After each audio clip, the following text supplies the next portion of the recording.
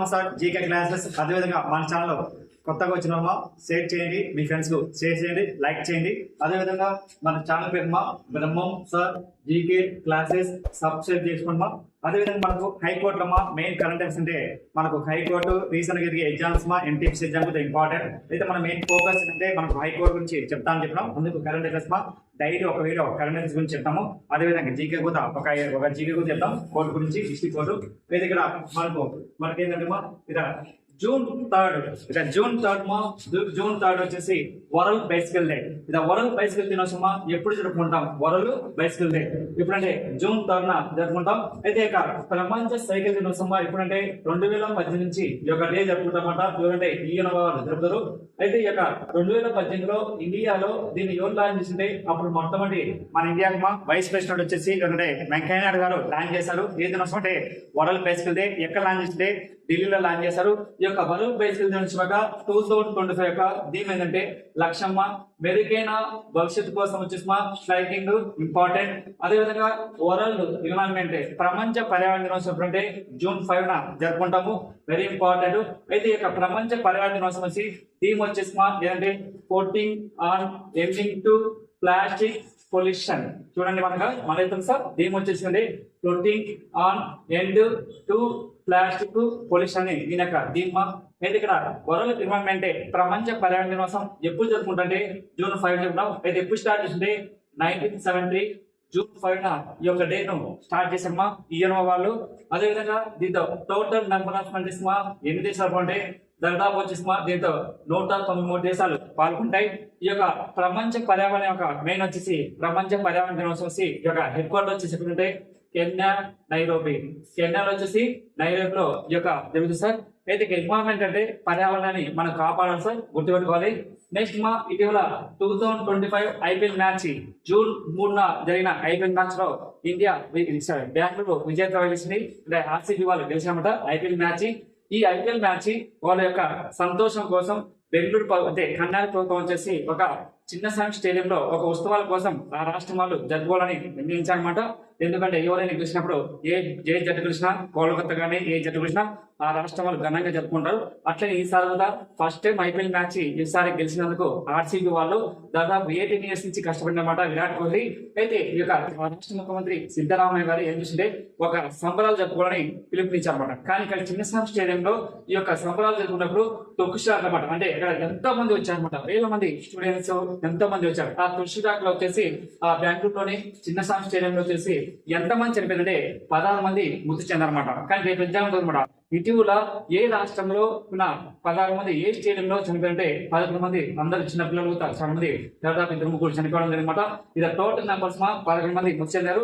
6 మందికి గాయాల వల్ల దీంతో పేరెంట్ అనమాట. ఆర్సీబీలో ఇక్కడ మెయిన్ గెలిచినందుకు సంబరాల కోసం ఐపీఎల్ మ్యాచ్. అదేవిధంగా ఇంతకుముందు ఇదే కాదు సార్ చాలా సార్లు మన ఇండియాలో జరగడం అనమాట. ఒకటి వచ్చేసిందంటే 1980 ఆగస్టు 16 వచ్చేసి కోల్కతాలో వచ్చేసి 1980 ఆగస్టు 16 వచ్చేసి కోల్కతాలోని ఈడెన్ గార్డెన్ కోల్కతాలో కూడా ఈడెన్ గార్డెన్ వచ్చేసి అప్పుడు కూడా 16 మంది మృతి చెందారన్నమాట.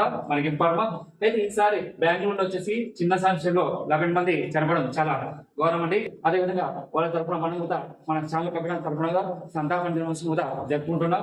అదేవిధంగా నెక్స్ట్ కర్ణాటక గవర్నర్ వచ్చేసి గర్భవతి, ఉప సీఎం వచ్చేసి శివకుమారు, కర్ణాటక సీఎం వచ్చేసి సిద్ధరామయ్య గారు, వెరీ ఇంపార్టెంట్. అదేవిధంగా ఇక్కడ ఐక్యరాజ్య సమితి స్వర ప్రతినిధిగా ఎవరు ఎన్నికారు అంటే మనకు సాధారణ సభ యునైటెడ్ నేషనల్ ఆర్గనైజేషన్ సాధారణ సభకు ఎవరు సెక్రటరీ జనరల్ గా ఎన్నికైన మహిళ వచ్చేసి జర్మనీ విదేశాంగ మంత్రి ఆమె పేరు వచ్చేసి అలిని బేబక్ అనే మహిళ ఏంటండి. ఇక్కడ మహిళ అంటే ఆమె పేరు వచ్చేసి అనిలినా బేబక్ అనే మహిళ వచ్చేసి ఐక్యరాజ్య సమితి సాధారణ సభకు ఎన్నుకోనమాట. అంటే ఇలా పేరు విచిత్రంగా ఉంది సార్. ఇక్కడ మళ్ళీ ఈ యొక్క సాధారణ సభకు వచ్చేసి ఎవరు అధ్యక్షురాలుగా ఎన్నికంటే జర్మనీ దేశానికి చెందిన పర్సన్ ఆమె తెలిసి అనిలినా బేబక్ అనే మహిళ ఎన్నికైంది. ఈమె అంటే ఐక్యరాజ్య సమితికి 80వ సాధారణ సభకు ఎన్నికైందన్నమాట. జనరల్ సమితికి సెక్రటరీ ఎన్నికైంది 80%. అయితే మొత్తం 193 దేశాల్లో ఓటింగ్ వచ్చేసి 167 ఓటింగ్ తో గెలిచడం జరిగింది సార్. రాష్ట్ర పద్ధతిలో ఈ యొక్క ఓటింగ్ జరుగుతామట. అదే విధంగా ఈ యొక్క మెయిన్ వచ్చేసి ఐక్యరాజ్య సమితి యొక్క సాధారణ సభ వచ్చేసి ఇలా అధికారం వచ్చేసి 1 year వరకు ఉంటాడు. మొత్తం 193 దేశాలు ఉంటాయి. ఈ 193 దేశాల్లో ఒక్కొక్కటి వచ్చేసి ఒక్కొక్క దేశం నుంచి ఎన్నుకోవడం అనమాట. అయితే ఇక్కడ ఈసారి మాత్రం ఎవరికి వచ్చిందంటే ఛాన్స్ జర్మనీ ఛాన్సలర్కు రావడం జరిగిందన్నమాట.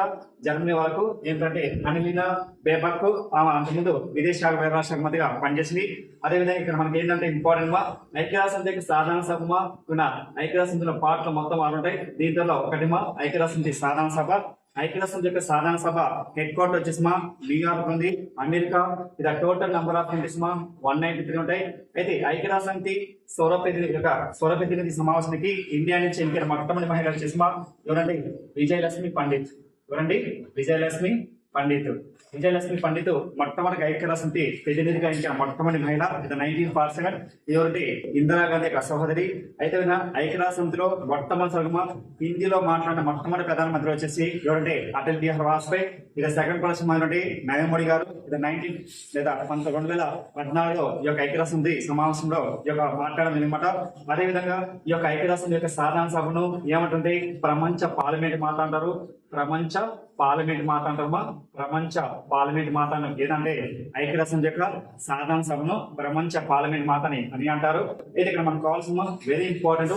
ఐక్యరాజ్య సమితి యొక్క సాధారణ సభలో హిందీలో మాట్లాడిన ఫస్ట్ పర్సన్ వచ్చేసి ఇది అటల్ బిహారీ వాజ్పేయి. ఇది సెకండ్ పర్సన్ మోడీ గారు. అదేవిధంగా ఐక్యరాజ్య సమితిని సాధారణ సభను ఏమంటే ప్రపంచ పార్లమెంట్ మాట అంటారు. అయితే ఐక్యరాజ్య సమితిలో పేరెంట్ వచ్చేసి సాధారణ సభ సమావేశం ఈ యొక్క 80వ మీటింగ్ సెప్టెంబర్ లో అవుతాయి. ఈ సమావేశానికి ఎవరు పాల్గొంటే ఇండియా ప్రైమ్ మినిస్టర్ మోడీ గారు పాల్గొంటారు. మొత్తం వచ్చేసి 193 దేశాలు పాల్గొంటారు. ఒక్కొక్కటి మన దేశం నుంచి పాల్గొనే ఈ సమావేశానికి పాల్గొంటారన్నమాట. మనకి ఎగ్జామ్ లో అడిగే ఛాన్స్. నెక్స్ట్ అదే విధంగా ఇటీవల వచ్చేసి ప్రపంచంలోనే ఎత్తైన రైల్వే బ్రిడ్జ్ వంతెన వచ్చేసి మన ఇండియా ప్రధానమంత్రి నరేంద్ర మోడీ గారు జూన్ 4 వచ్చేసి జాతికి అంకితం ఇచ్చారు. అంటే ప్రపంచంలో ఎత్తైన రైల్వే వంతెన బ్రిడ్జి ఎక్కడ కట్టించారంటే జమ్మూ కాశ్మీర్లోని ఎక్కడంటే చీనాలో ఈ యొక్క ఫేమస్ మాట పెద్ద మాట ప్రపంచంలోనే అది పెద్దది. దీన్ని ఎప్పుడంటే 2004లో వచ్చేసి మన్మోహన్ సింగ్ ప్రధానమంత్రి ఉన్నప్పుడు దీన్ని శంకుస్థాపన చేశారు. అయితే మన ఇండియా ప్రధానమంత్రి నరేంద్ర మోడీ గారు రీసెంట్ గా 2025లో దీన్ని జాతికి అంకితం ఇచ్చారు. ప్రపంచంలో ఎత్తైన రైల్వే వంతెన వచ్చేసి ఎక్కడుందంటే చీనా నదిలోని జమ్మూ కాశ్మీర్ పైన. ఇది ఎన్ని మీటర్లు అంటే 329 మీటర్లు. ఏంటంటే ఇది ఈఫిల్ టవర్ కంటే అతి పెద్దదమ్మా. ఏదంటే ఈఫిల్ టవర్ ఎక్కడ ఉంటే ఫ్రాన్స్ క్యాపిటల్ ప్యారిస్ ఉంది. అదేవిధంగా ఇక్కడ మనకు ప్రపంచంలో అతి పెద్ద ఎత్తైన రైలు వంతెన వచ్చేసి జమ్మూ కాశ్మీర్ లో ఏ నది పైన ఉన్నాయంటూ ఆన్సర్ వచ్చేసి ఏదంటే చీనా నది పైన ఉంది. అయితే మొత్తం దీనికోసం ఎన్ని కోట్లు అంటే 14,086 కోట్లు 14,486 కోట్లు కేటాయించండి. 1,486 కోట్లు దీనికి కేంద్ర ప్రభుత్వం కేటాయించిందన్నమాట బడ్జెట్ లో. అదేవిధంగా ఇక్కడ మనకి మెయిన్ వచ్చేసి ఈ యొక్క రైల్వే వంతెన వచ్చేసి కాకుండా ఇటీవల ప్రపంచంలోనే ఇక్కడ మన ఇండియాలోనే రైల్వే సొరంగ ఎక్కడంటే జమ్మూ కాశ్మీర్లోనే ప్లాన్ చేశారు మోడీ గారు. అదేవిధంగా మన భారతదేశంలో రైల్వే జోన్స్ ఎన్ని ఉన్నాయంటే మొత్తం 18 ఉన్నాయి. రైల్వే గేజెస్ ఎన్ని ఉన్నాయంటే 5 ఉన్నాయన్నమాట. మనకి ఇంపార్టెంట్ ఇండియాలో ద ఫాస్టెస్ట్ రైల్ వచ్చేసి ఏ రైల్ అంటే ఇండియాలోనే ఇది ఫాస్టెస్ట్ రైల్ వచ్చేసి ఏంటంటే వందే భారత్ ఎక్స్ప్రెస్. ఇది గంటకు వచ్చేసి 180 కిలోమీటర్ వేగంతో వెళ్తుంది అనమాట. దాని ఏమంటుంది పాత పేరు వచ్చేసి ఏంటంటే ట్రైన్ 18 ఇండియాలోనే ట్రైన్ 18 వచ్చేసి ఇండియాలోనే ఇలా ట్రైన్ 18 అంటారు వందే భారత్ ఎక్స్ప్రెస్ అదేవిధంగా ప్రపంచంలో ఇది ఫాస్టెస్ట్ రైలు వచ్చేసి ఏంటంటే బుల్లెట్ రైలు. ఈ రైలు మన ఇండియాలో వచ్చేసి 340 నుంచి 350 కిలోమీటర్తో వేగంతో వెళ్తారు అనమాట. ఏ రైలు అంటే వందే భారత్ ఎక్స్ప్రెస్ కాకుండా బుల్లెట్ రైలు. ఈ బుల్లెట్ రైలు ఏ దేశంతో లాంచ్ చేసింటే జపాన్ తో మన ఇండియా వాళ్ళు శంకుస్థాపన చేశారు.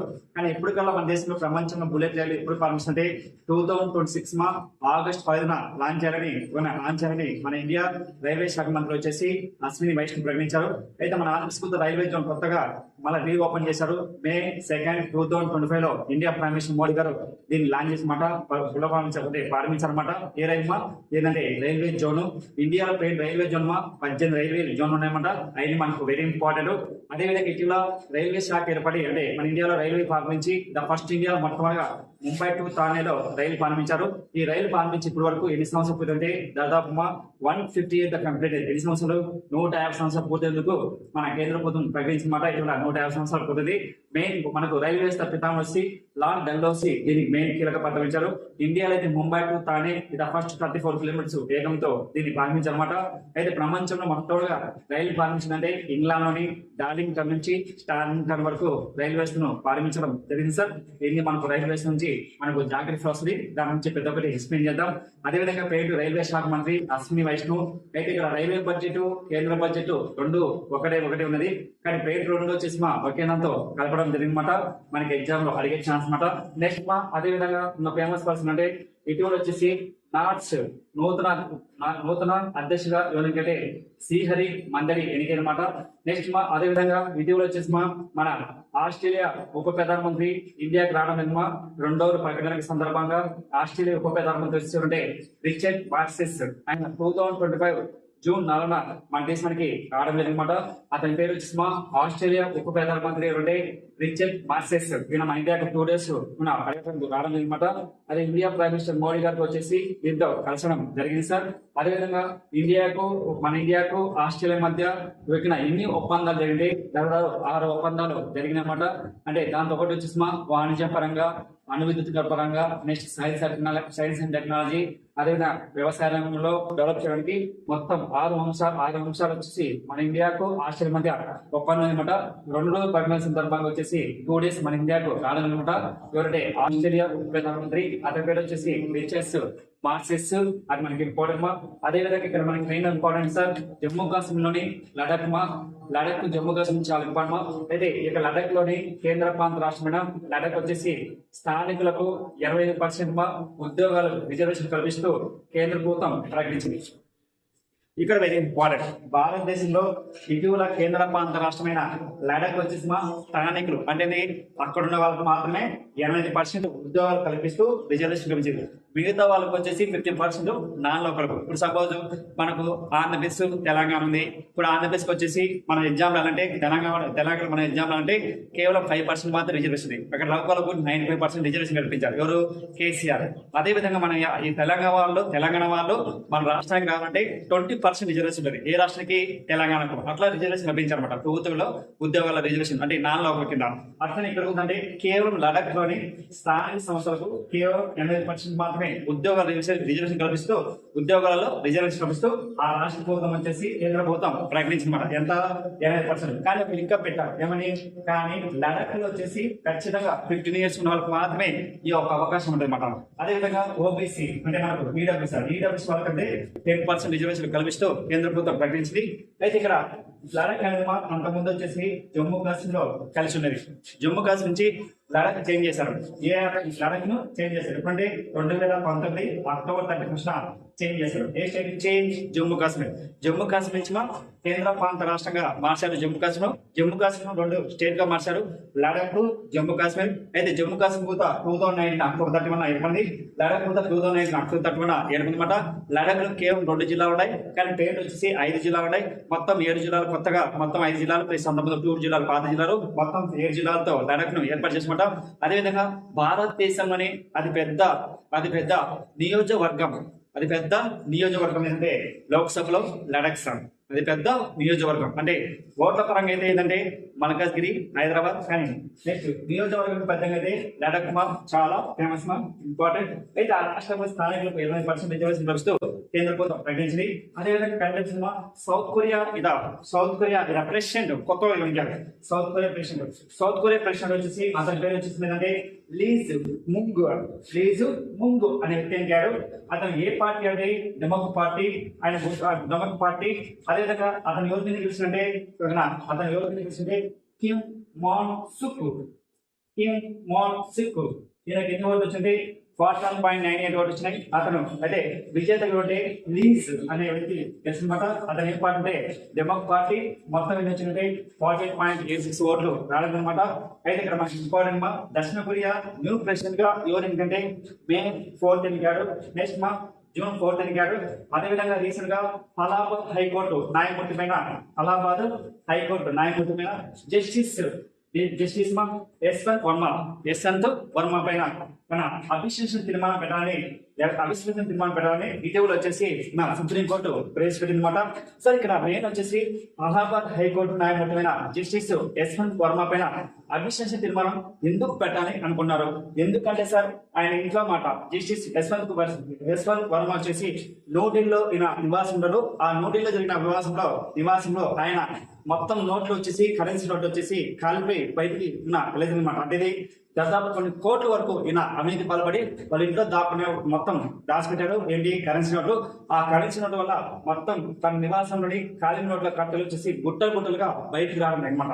ఎమ్మటే ఇక్కడ సుప్రీంకోర్టు వచ్చి సీరియస్ అయింది. ఏంది నీ కోర్టు డబ్బులు ఎట్లా సంపాదించావు ఏం కదని అతని మీద సుప్రీంకోర్టు పెద్ద వివాదం చేసింది. పెద్ద వివాదం అయింది. అయితే ఎమ్మటే అతని మీద అవిశ్వాసం తీర్మానం పెట్టాలని కేంద్ర ప్రభుత్వానికి న్యాయ శాఖ మంత్రికి పంపించాలన్నమాట. అయితే ఇక్కడ మెయిన్ వచ్చేసి నెక్స్ట్ మన పార్లమెంట్ సమావేశంలో ఇప్పుడు అవుతాయన్నమాట. రీసెంట్ గా ఈ యొక్క జూన్లో 12 నుంచి జూలై 12 నుంచి అవుతాయి ఈ యొక్క పార్లమెంట్ సమావేశాలు, శీతాకాల సమావేశాలు. ఈ శీతాకాల సమావేశంలో ఖచ్చితంగా అతని మీద అవిశ్వాసం తీర్మానం పెట్టాలని పార్లమెంట్ లో చర్చ వస్తుంది. మనకి ఇంపార్టెంట్. అయితే మన ఇండియా పార్లమెంట్ వ్యవహారాల శాఖ మంత్రి ఎవరంటే కిరణ్ రిజిజు వెరీ ఇంపార్టెంట్ మా. ఈయన కిరణ్ రిజిజు వచ్చి మైనారిటీ శాఖ మంత్రి ఉన్నారు. ప్లేస్ వచ్చేసి ఇంకోటి వచ్చేసి అంటే కిరణ్ రిజిజు మైనారిటీ శాఖ మంత్రి, ప్లేస్ వచ్చేసి ఏంటంటే పార్లమెంట్ వ్యవహారాల శాఖ మంత్రి. అయితే ఇక్కడ మనకు మెయిన్ ఇంపార్టెంట్ ఒక భారతదేశంలోని ఒక సుప్రీంకోర్టు ప్రధాన న్యాయమూర్తి కానీ, ఒక హైకోర్టు ప్రధాన న్యాయమూర్తి కానీ, ఒక హైకోర్టు న్యాయమూర్తి కానీ, ఒక సుప్రీంకోర్టు న్యాయమూర్తి పైన అవిశ్వాస తీర్మానం పెట్టాలంటే లోక్సభలో వచ్చేసి ఎంతమంది సైన్ చేయాలంటే 100 మంది సైన్ చేయాలి ఎంపీలు. అదేవిధంగా రాజ్యసభలో వచ్చేసి ఎంతమంది సైన్ చేయాలంటే 50 మంది ఎంపీలు వచ్చేసి సైన్ చేసి ఎవరికి అందించాలంటే లోక్సభ స్పీకర్ కు, రాజ్యసభ చైర్మన్ కు అందించాలి. అయితే ఇండియాలో ఒక హైకోర్టు ప్రధాన న్యాయమూర్తి మీద అవిశ్వాస తీర్మానం ఏ ఆర్టికల్ ప్రకారం పెడతారు? ఆర్టికల్ ప్రకారం పెట్టండి. ఆర్టికల్ వచ్చేసి మనకు సుప్రీం కోర్టుకి అయితే ఆర్టికల్ 124 ఆర్టికల్, హైకోర్టు అయితే అంటే 214 ఆర్టికల్ సబ్జెక్ట్ ఏ ప్రకారం వచ్చేసి అతని మీద అవిశ్వాస తీర్మానం పెట్టే హక్కు ఉంది. అయితే అవిశ్వాస తీర్మానం పెట్టాలంటే మినిమం లోక్సభలో 100 మంది సైన్ చేయాలి, రాజ్యసభలో 50 మంది సైన్ చేసి లోక్సభ స్పీకర్ అందించాలి, రాజ్యసభ చైర్మన్ కు అతనికి లేఖ అందించాలి. అయితే ఇప్పుడు వరకు మనకు మెయిన్ వచ్చేసి ఇండియాలో మొట్టమొదటిసారిగా అవిశ్వాస తీర్మానం ఇప్పుడు మొట్టమొదటి న్యాయమూర్తి వచ్చేసి ఎవరంటే సోమిత్ర సేన్. అతను ఏ రాష్ట్రం అంటే కోల్కతా వాడు. ఎప్పుడంటే 2011లోనే అవిశ్వాస తీర్మానం ఎదుర్కోవడం అనమాట. అయితే ఈసారి అవిశ్వాస తీర్మానం ఏ హైకోర్టు న్యాయమూర్తి ఎదుర్కొంటుందంటే జస్టిస్ యశ్వంత్ వర్మ మీద అవిశ్వాస తీర్మానం ఖచ్చితంగా ఈ శీతాకాల సమావేశంలో పెట్టే హక్కు ఉంది అన్నమాట. అయితే చూడాలన్నమాట రేపు ఏం జరుగుతుందో. మనకు శీతాకాల సమావేశంలో ఇతని మీద పెడతారా లేదా విరమించుకుంటారా అనేది ఖచ్చితంగా దీన్ని ఎవరు చూసుకుంటే మన దేశం యొక్క న్యాయ శాఖ మంత్రి దీన్ని మొత్తం చూడడం జరుగుతుందన్నమాట. మనకి ఎగ్జామ్ లో అడిగే ఛాన్స్ అన్నమాట. ఇది సార్ మెయిన్ మనకు కరెంట్ అఫైర్స్ లో ఏమేమి ఉంటాయి మనకు మెయిన్ ఇంపార్టెంట్. అదేవిధంగా ఇక్కడ 2025 ఏ అవార్డు అంటే పరమనిష్ట సేవ పథకం వచ్చేసి ఎవరి చేత నిందించినట్టే రాష్ట్రపతి చేతుల మీద ద్రౌపది మీద ఇచ్చారనమాట. ఈ యొక్క పరమనిష్ట సేవ పథకం వచ్చేసి కేవలం మనకు ఏదైనా ఎయిర్పోర్ట్స్ లో సేవ చేసిన మాత్రమే ఇస్తారు. అంటే బాగా సేవ చేసిన మాత్రమే ఇస్తారన్నమాట.